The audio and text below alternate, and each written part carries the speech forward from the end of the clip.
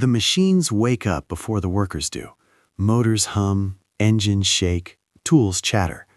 At first, the movement feels harmless, almost alive. A drill trembles in a worker's hands. A truck rumbles forward under its driver. This constant shaking has a name in occupational health and safety: vibration. And like many quiet workplace hazards, it doesn't shout, it whispers, day after day. Vibration is simply mechanical movement back and forth, an oscillation. But when this movement travels from machines into the human body, it becomes more than physics. It becomes a health risk. For some workers, vibration enters through the hands and arms.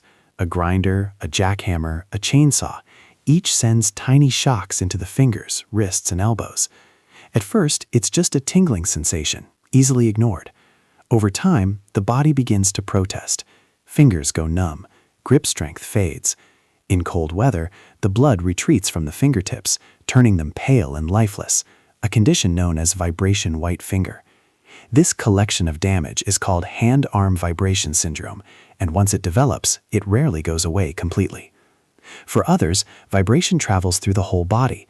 A driver sits for hours on a vibrating seat, guiding a truck, tractor, or forklift across uneven ground. The shaking climbs up the spine, settling into the lower back. Days turn into years, and the pain becomes permanent. Discs wear down, fatigue sets in, concentration slips.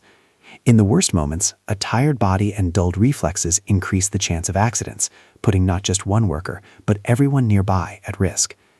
Vibration doesn't only injure muscles and nerves, it quietly steals productivity, confidence, and quality of life. Workers may struggle with simple tasks, take more sick days, or leave their jobs entirely.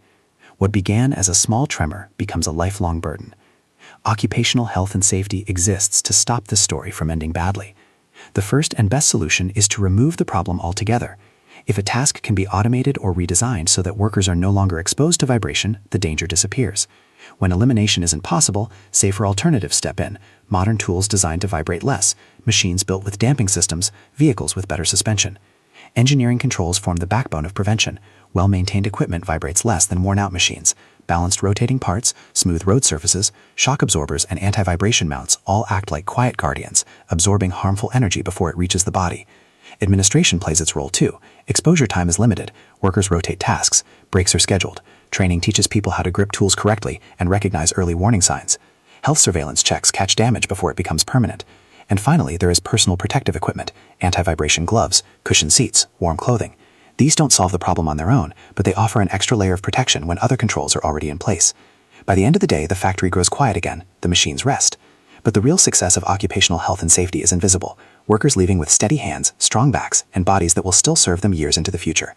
Vibration may be unavoidable in many industries, but its harm is not, if the story is written with care, foresight, and responsibility.